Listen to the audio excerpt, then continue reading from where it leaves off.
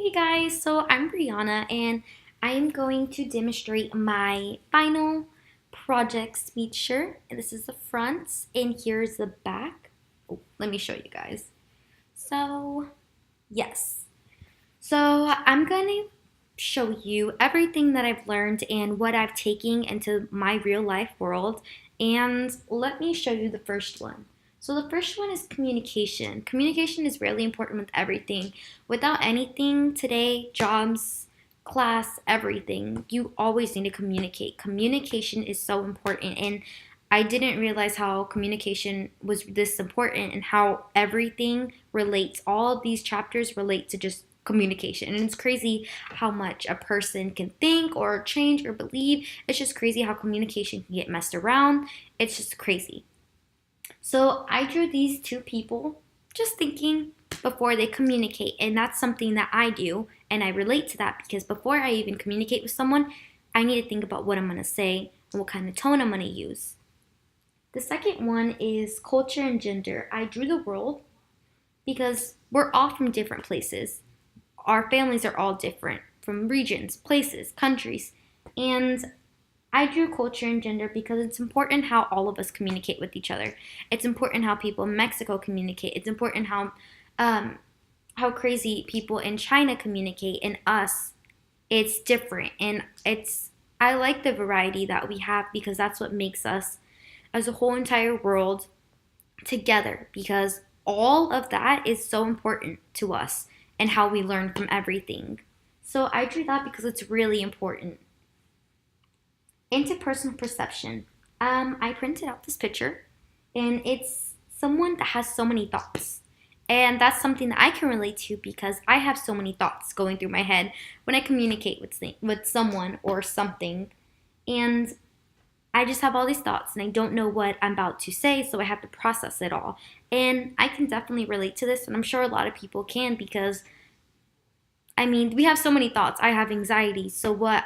I have all these thoughts going through my head before a test. I'm like, oh my gosh, like I freak out. Like, I studied for this, but I don't know. I'm not going to remember. And I psych myself out with that. So I think it's really important because this is definitely true how we have so many thoughts going through our heads. This one I did for communication and the self. This one is really important to me too because I am the sender. I'm sorry, I thought my light was flicking. All right, so when I send myself a message, it depends on me how I receive it. I give myself the feedback. If I say I need to do harder, it's my decision to process it and to receive it and do better. So I drew that because I am the sender and I receive it and it's my duty to do whatever I send and receive. So I thought this was a really good idea because it happens. Language. So let me put this up. I'm sorry.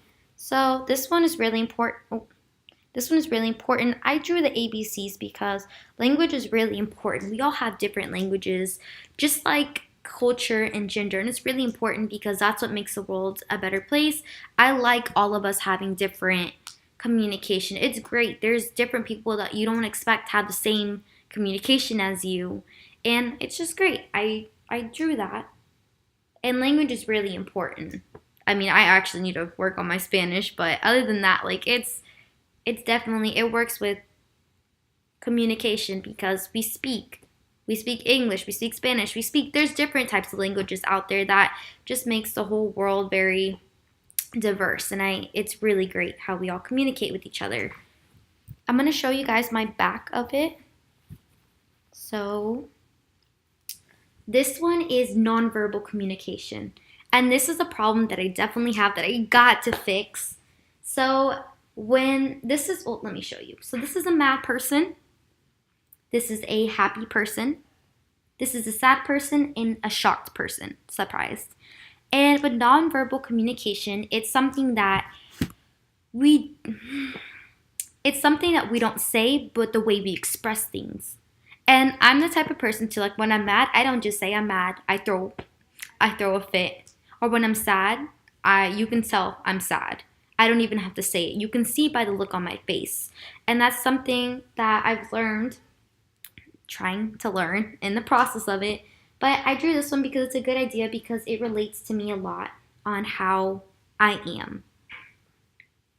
The next one is listening. I drew an ear, and that's someone talking. And sometimes I can listen, but my emotions get the best of me, and I don't really tend to process that. And that's one thing communication that I've learned is that you really have to listen. Listen to what the other person is saying and just let it sink in and then say what you're going to say. But listening is really important in communication because if you don't listen to the other person or the other person's not listening to you, it can just go different ways and different ways than you expect it and what you want it to be. So the next one, I drew is emotion. And this is an emotion chart. I thought it was a really smart idea to do that because there's some days that we're happy, some days that we're sad, some days that we're angry. There's just certain things that happen in our life that make us feel a certain way, or something happens or something does something to you. I thought it was a good way. I thought it was a good idea. It's like when you go to the hospital, how bad do you feel? And I drew an emotion chart saying, how do you feel? This one is happy. Or this one's like really happy. This one's like, eh. This one's like, okay. This one's sad. This one's crying. And this one's like really upset. And I think it's really important to us to see how our emotions are and how we feel. I mean, our emotions, it's hard to control them because it's you. It's inside. It's something someone says or something does. And I'm very sensitive. So to me, emotions matter a lot. And with communications, it's all about, if you're mad, it's going to look bad on the other person. The other person's like, oh, that person's mad. So emotion, whenever you communicate, emotion is very important. The other one I did was forming and maintaining relationships. This girl has a cute dress, and she says, I love your hair. And this girl, she has curly hair, and she's like, I love your dress. And the thing is about forming and maintaining relationships is to get to know someone. The first thing I like to do is compliment people, and I thought it was a good idea to do that because complimenting people is a good way to start getting people talking. And I thought that the way I do that is that's how I do it.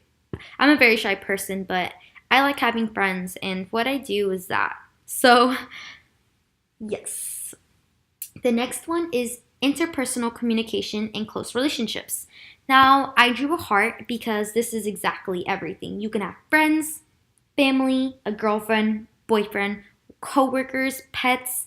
So I thought it's really important that we have, those are really close people to us. And I put that in a heart because those are close people to me. So interpersonal communication and close relationships, that explains everything right there. It's really important that you have one close relationship, at least with someone in your family, a best friend, a boyfriend, a girlfriend. I think it's really important to have someone that's really, really close to you. The other one I did is interpersonal conflict. And it's a boyfriend that's really confused because the girlfriend's getting mad at him. And that's something that interpersonal conflict, it actually goes with real life. There's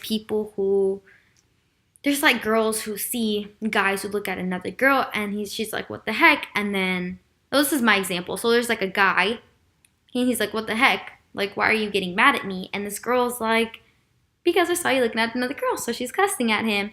And he probably wasn't looking at her, but the way she interpreted it was, she thought that she saw the guy looking at her. So that's something that happens in real life and can mess up communication. And that's why we need to sit down, stay calm, and talk it out instead of getting all crazy like this.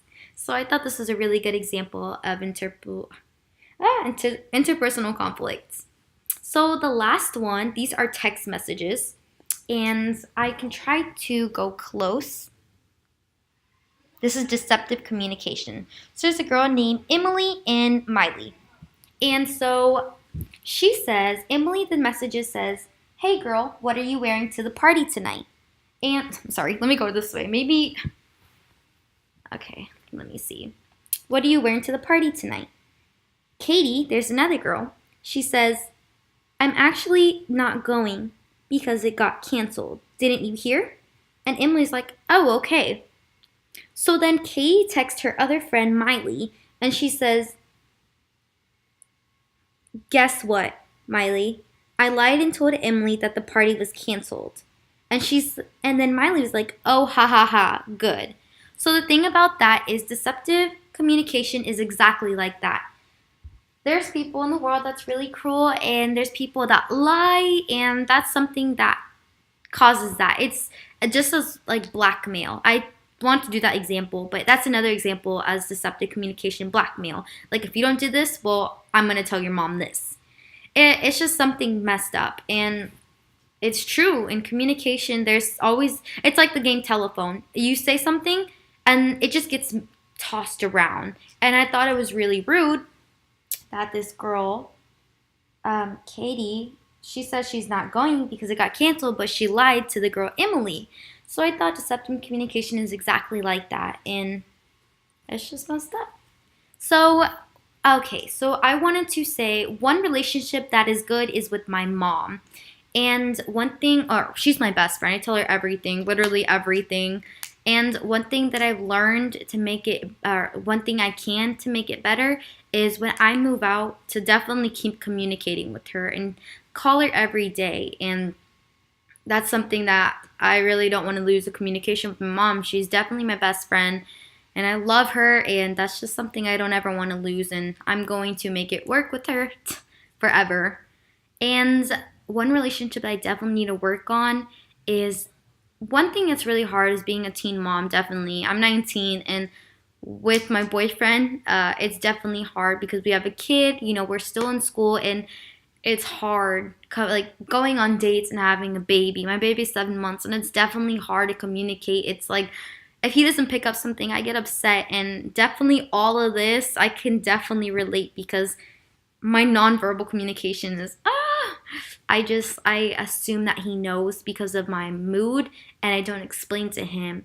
And so that's one thing how I can prove is sit down and actually be calm instead of getting upset, just like this girl on interpersonal conflict. That's just something that I definitely need to work on, and that's what I'm going to do to work harder on. The number one thing that I would definitely change about myself is my emotions. I'm very sensitive, and that's something I can't change, but it's something to not let certain things get to me, the little things. And by that, I'm going to change is when someone cancels plans with me, it's not a big deal. It's going to be okay. I will definitely not let that bring down my mood. Little things like that. I know when you're sensitive, like little things get to you, but with that, I will definitely work on that, and that's something that I will work on. But yes, I just wanted to show everybody my shirt again. It's a speech and my pictures again. And yeah, I've learned a lot from speech, and I'm definitely going to use all of this forward going into my career in nursing. And yeah, thank you guys for watching this. I can't pause like crap. Okay, bye.